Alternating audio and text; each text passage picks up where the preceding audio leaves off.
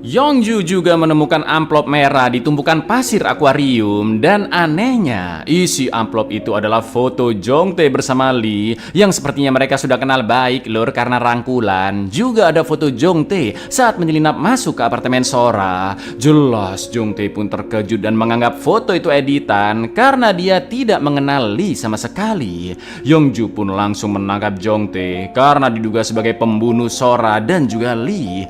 Akan tetapi Jongtae yang panik pun melawan hingga membenturkan endas Yongju dan dia pun pingsan. Agar memastikan kondisi Yongju baik-baik saja, sebelum kabur Jongtae pun menelpon polisi untuk segera datang. Begitu sampai di sana, olah TKP pun dilakukan dan Yongju juga sudah sadar. Sedangkan Darmaji memberitai identitas Lee yang baru saja menutup studio fotonya karena nggak laku. Dan tak lama kemudian tim forensik menemukan darah di sepatu Jongtae. Sementara itu Jongtae ke rumah salah satu kliennya untuk mencolong mobil dan pergi mengamankan diri. Namun di saat yang sama konten Painem ramai ditonton orang yang mencurigai Jongtae sebagai dalang di balik hilangnya Sora. Bahkan mungkin Jongtae telah membunuhnya. Berbekal KTP milik Lee dan bertanya ke warga sekitar, Jongtae akhirnya menemukan rumah Lee. Dan setelah digeledah, Jongtae mendapatkan kertas bertuliskan nomor kode di gedung krematorium. Betul sekali lur, itu adalah nomor guci abu mendiang ibunya Jongtae disimpan,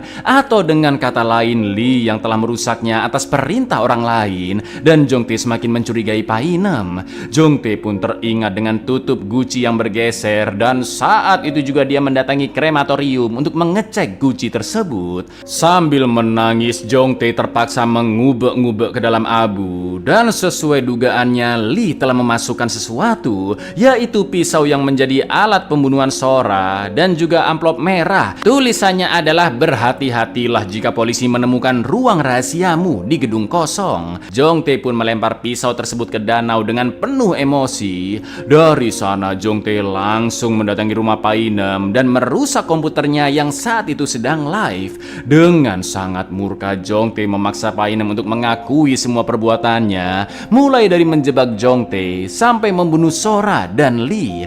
Dituduh seperti itu Painem pun memberontak dan dia akhirnya menjelaskan apa yang sebenarnya terjadi.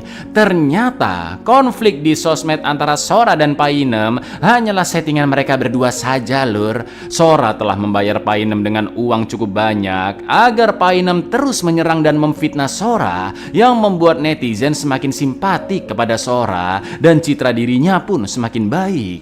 Lalu